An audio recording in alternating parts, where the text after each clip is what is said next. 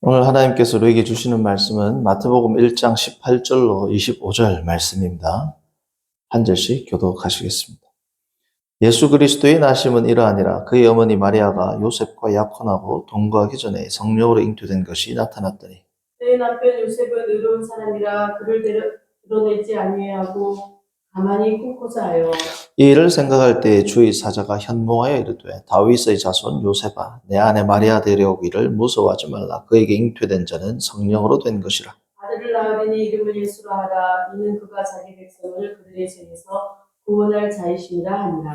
이 모든 일이 된 것은 주께서 선지자로 하신 말씀을 이루려 하심이니 이르시되 보라 처녀가 잉태하여 아들을 낳을 것이요 그의 이름은 임마누엘이라 하리라 하셨으니 이름을 번역한즉 하나님이 우리와 함께 계시다 하니라. 요셉이 잠에서 깨어 일어나 주의 사자의 분부대로 행하여 그의 아내를 데려왔으나 아들을 낳기까지 동침하지 아니하더니 다음에 이름을 예수라 하니라.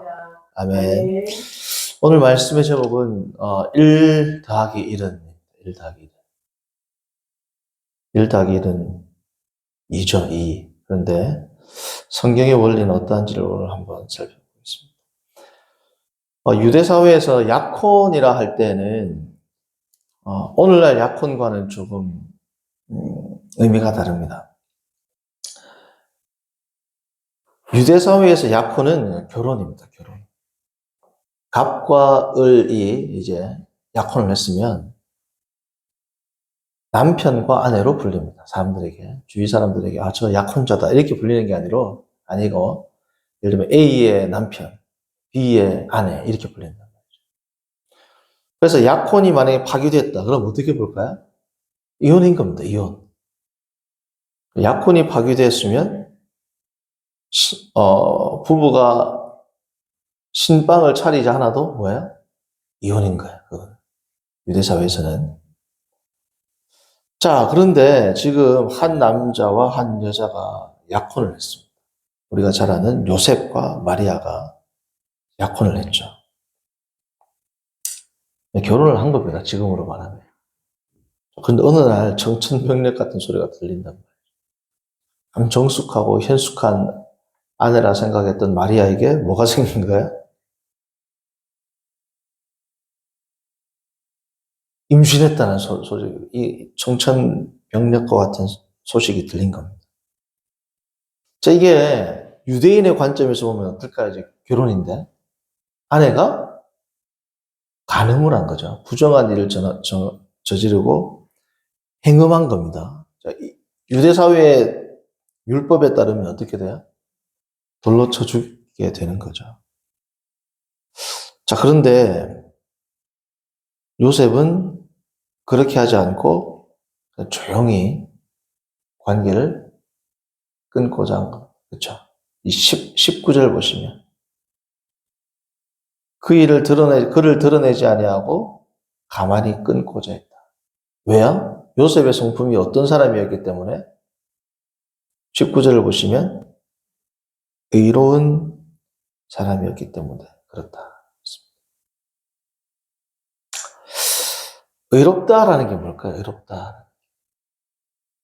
우리가 앞으로 이제 시간이 되면 살펴보겠지만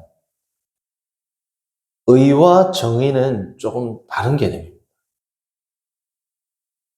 이 두 가지는 이제 구약에서부터 파생됐는데 의와 정의는 한글로 하면 이렇게 확 와닿지 않지만 영어로는 의하면 righteousness, 정의하면 justice.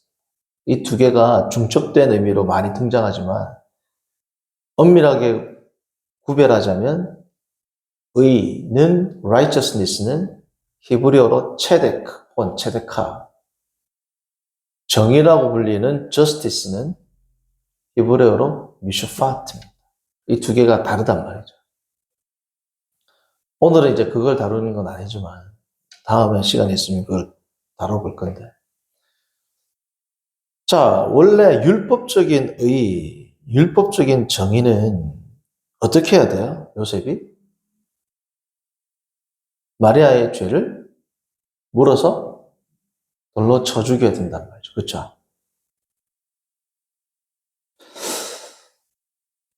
오늘 어떤 사람이 범죄를 저질렀어요.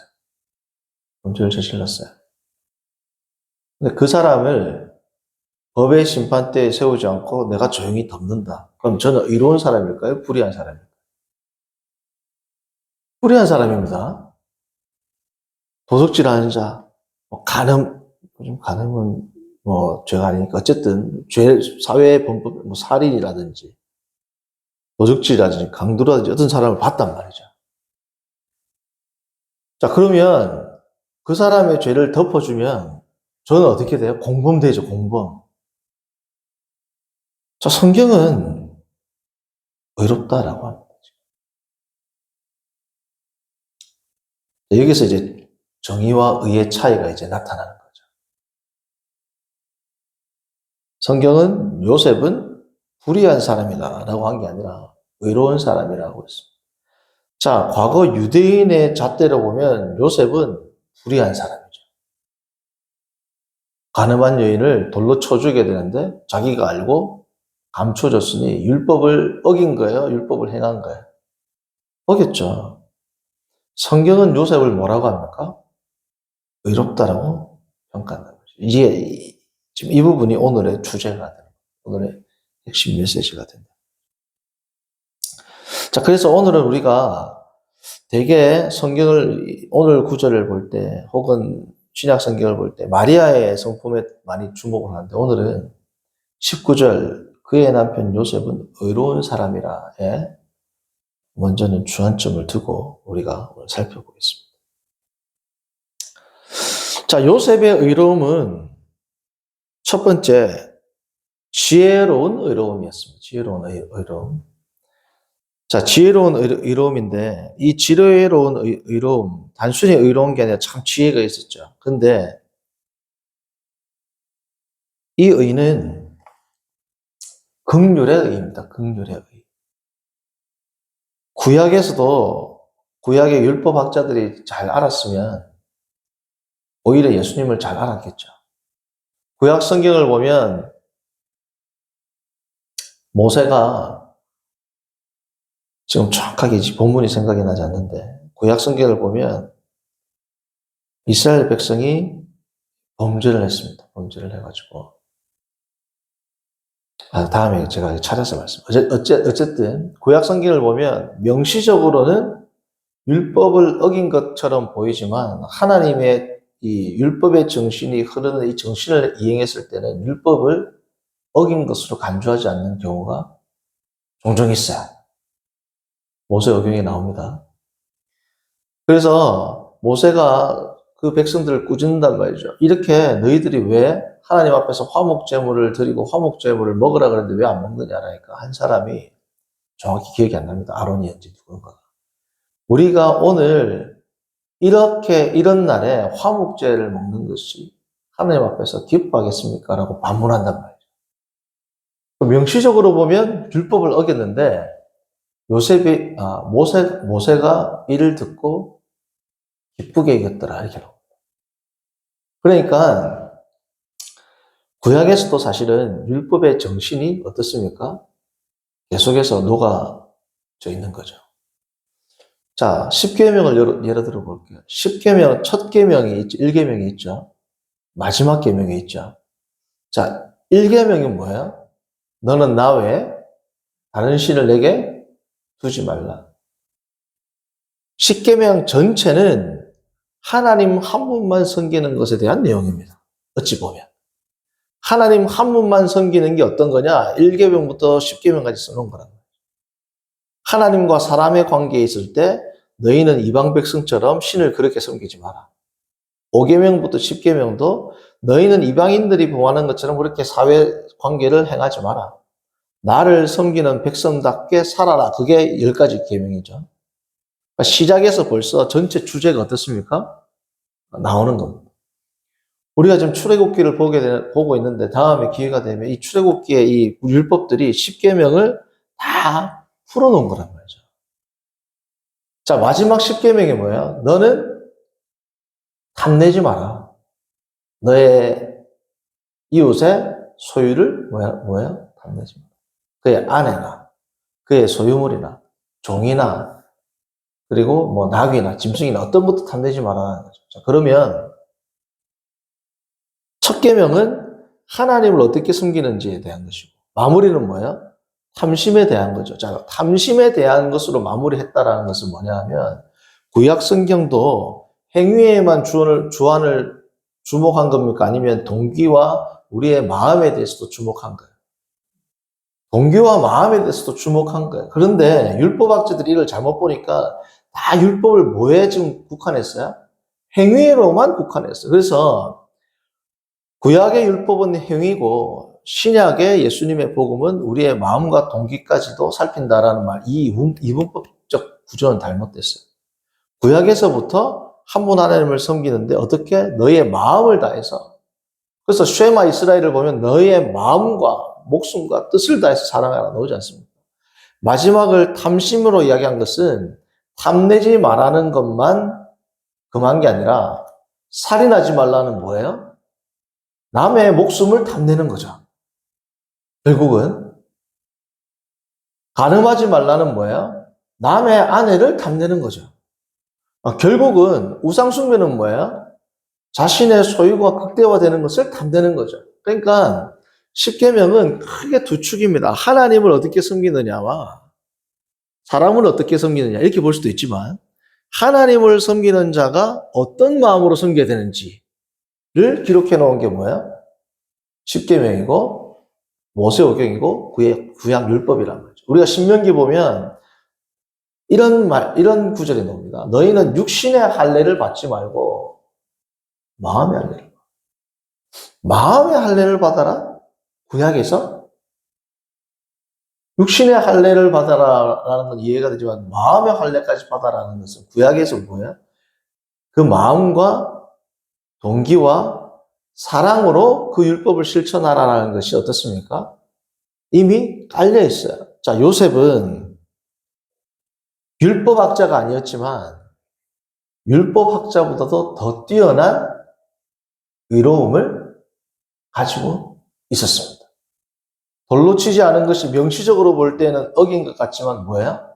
율법을 더 깊이 이해하고 실천한 사람이죠. 누가요?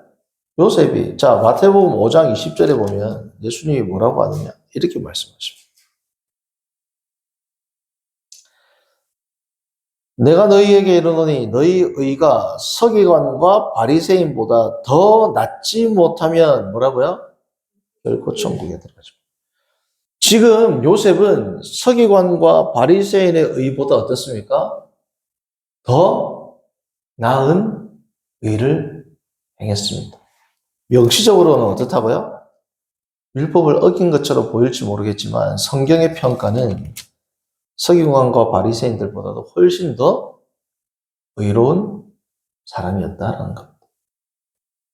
다시 말씀드리면 눈은 눈으로 이는 이로와 같은 이런 보복법을 초월하는 그러한 의를 요셉은 이미 지키고 있었다.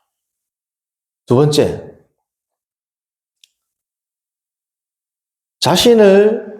아내를 지킬 뿐 아니라 자신도 지키려 했다.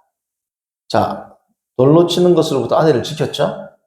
자, 자신은 어떻게 지켜야 될까요? 구약의 율법에서 보면, 자, 여인이 생리를 할 때 여인과 동침하면 누구도 부정하게 돼요?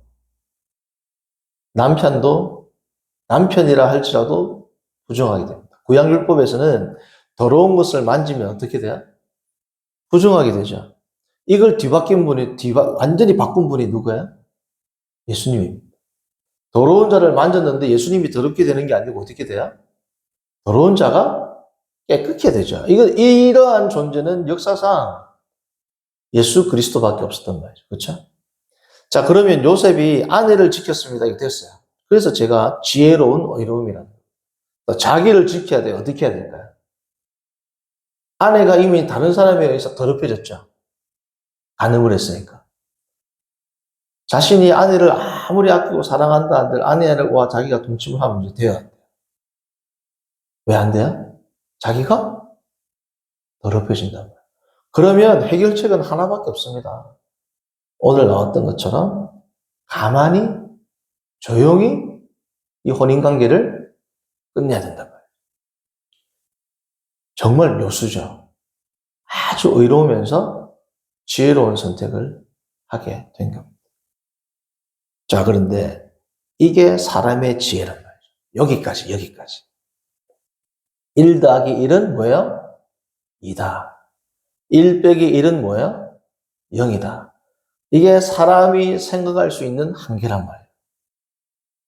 1 더하기 1이 3이 될 수 있습니까? 불가능하단 말이죠.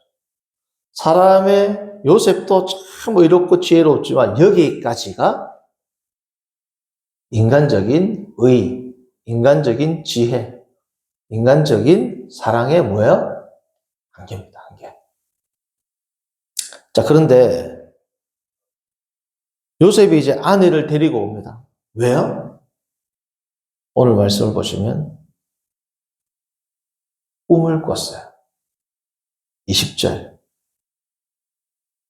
현몽하여 이르되. 요셉의 마음을 하나님이 아시죠? 와, 이걸 어떻게 하면 조용히 끊을 수 있을까? 라고 20절 보시면 고민을 했던 것 같습니다. 이 일을 생각할 때. 그렇죠? 고민하는데 주의 사자가, 주의 천사가 꿈속에서 나타났습니다. 그리고는 뭐라고 해요? 너의 아내 마리아가 부정한 일을 한 것이 아니라 마리아는 사람에 의해서 잉태한 것이 아니라 누구에 의해서? 성령으로 잉태한 분이다. 지금 마리아 태속에 있는 분이. 성령으로 잉태되었다. 자, 그러므로 데려오기를 너는 무서워하지 말라. 왜요? 성령으로 잉태되었기 때문에. 그리고는 위대한 말씀이 나옵니다. 23절. 처녀가 잉태하여 아들을 낳을 것이요 그 이름이 임마누엘. 자, 임마누엘이란 이 예언은 지금부터 언제입니까? 거의 한 800년 전 일이에요. 그쵸? 그때 이 예언이 주어졌단 말이죠. 근데 이제 이사야 당대에 이루어진 게 아니라 이사야 당대에도 학자들에 따라서 이제 많은 설들이 있는데 가장 주목받는 게 이제 이사야의 아들 임마누엘이라는 말이 있지만 어쨌든 그 당대에서는 부분적 성취고 온전한 성취는 800년이 지난 예수 그리스도를 통해서 이루어졌죠. 자, 예수 그리스도께서 임마누엘로 오셨단 말이죠. 그렇죠? 자, 이 임마누엘이신 예수님의 일생일 때의 전체 사역은 결국은 뭐예요? 임마누엘입니다. 하나님이 우리와 함께 하실 수 없는데 함께 하시기 위해서 예수님이 오셨죠. 예수님이 첫 기사에서 예수님이 해야 할 사역이 뭐라고요? 임마누엘이다. 함께 우리와 계시기 위해서, 하나님께서 우리와 함께 계시기 위해서 누구를 보내셨다? 예수님을 보내셨다는 거죠. 자, 그게 처음에도 예수님의 사역 전체를 규정할 수 있는 단어가 임마누엘이죠. 이 임마누엘이 마지막도 나옵니다. 28장 20절 나옵니다. 마태복음 28장 20절 보면 뭐라고 나와요? 마지막에 내가 세상 끝날까지 너희와 항상 함께 있으리라. 이건 뭐야? 임마누엘이란 말이죠. 그러니까 예수님은 우리와 임마누엘 하시기 위해서 오셨단 말이죠. 예수님이 오셔야지 우리가 삼위일체 하나님과 함께 있을 수 있습니다. 요한복음 보면 뭐라고 해요? 예수님이 내가 나를 사랑한다면 뭘 지켜라? 나의 계명을 지킬 것이고 나의 계명을 지키는 자는 나한테만 사랑을 받는 게 아니라 뭐야? 아버지에게도 사랑을 받고 아버지와 우리가 그에게 뭐예요? 거처를 삼으리라. 삼위일체 하나님, 예수님만 거하는 게 아니라 성령 하나님이 우리 가운데 거하시고 하나님과 우리가 함께 거하기 위해서는 누가 오셔야 됐다? 예수님이 오셔야 됐다. 그러니까 임마누엘에 대한 이야기입니다. 그러니까 임마누엘을 경험하려고 하면 어떻게 해야 된다? 제자답게 살아야 된다. 그게 마태복음의 큰 두 축입니다. 두 축. 하나는 임마누엘이요. 하나는 뭐예요? 제자도는 거예요. 제주도. 그래서 예수 그리스도께서 가르치는 내용이 가장 많이 나오는 게 어디라고요? 마태복음이에요. 가장 많은 설교가 나오는 것이 마태복음이에요. 자, 그래서 이제 요셉이 예수님을, 자기 아내 마리아를 데리고 왔어요. 마리아를 데리고 왔으니까 이제 10개월 후에 무슨 일이 생깁니까? 아이가 낳죠. 자, 이 아기는 어떤 존재입니까? 우리가 잘 아는 사람이면서 하나님이에요. 자, 1장 1절부터 17절까지를 읽는 게 아니고 보면 뭘 강조할까요? 1장 1절부터 17절까지는 예수님이 누구를 강조합니까? 인성을 강조합니다. 왜요? 1장 1절. 아브라함과 다윗의 자손이라는 거예요. 그죠? 자, 1장 18절. 1장 21절. 1장 21절을 보면 뭐예요? 사랑을 강조하죠. 1장 25절 보세요. 아들을 낳기까지 동침, 사람이죠. 예수님은 참 인간으로 오신 1장 1절 그리스도 메시아라는 거예요. 그렇죠? 자, 근데 이 메시아는 마태가 지금 1장부터 강조하는 거야. 참 인간, 아브라함과 다윗의 계보를 잇는 참 인간일 뿐 아니라 참 신이다, 참 하나님이다. 그게 어디 나옵니까? 18절입니다. 왜요? 사람으로 잉태된 겁니까? 하나님으로 잉태된 거예요. 성령으로 잉태됐죠. 20절 마지막 성령으로 잉태됐습니다. 다시 말하면 아버지가 하나님이란 말이에요. 하나님 신이죠. 23절입니다. 보라 처녀가 잉태하여 아들을 낳을 것이요 그의 이름이 뭐라고요? 임마누엘이라 하셨으니 이 임마누엘 뜻이 뭐라고요? 밑에 하나님이 우리와 함께 계신다. 그러니까 지금 태어나는 아기가 뭐라는 겁니까? 하나님이라. 그러니까 지금 요셉이 율법적인 의를 초월한다 할지라도 인간적으로 조금 더 나은 겁니다. 서기관과 바리새인보다 조금 더 나은 정도의 의로움으로는 아내와 조용히 이혼하는 것이 가장 베스트죠. 그런데 하나님의 입장에서 볼 때는 이게 가장 나쁜 겁니다. 그렇죠? 하나님의 입장에서는 뭐예요? 요셉이 마리아를 데리고 와서 가족으로 살아가는 겁니다. 자, 요셉이 하나님의 말씀에 순종하니까 인간적으로 볼 때는 불가능한데 돌로 쳐 죽이는 것도 아니고 이혼하는 것도 아니고 이 여인을 데리고 와서 살았는데 태어나 보니 누구다? 하나님이라. 자, 1 더하기 1은 2 혹은 1 더하기 1은 3까지는 돼요. 사람은. 요셉과 마리아와 아들. 여기까지가 사람의 뭐야?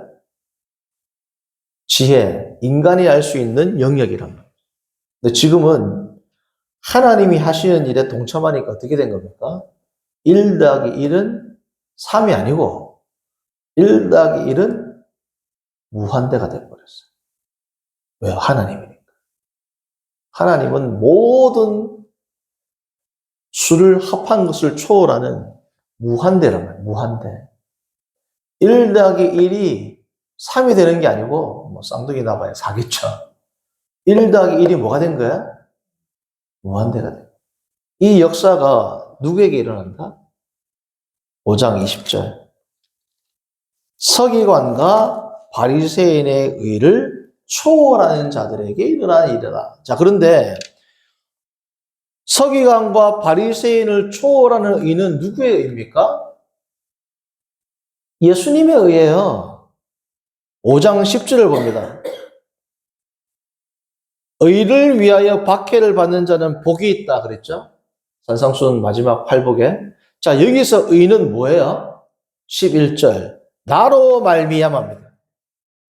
그렇죠? 그러면 참의, 서기관과 바리새인을 초월하는 진정한 의는 누구라는 거야?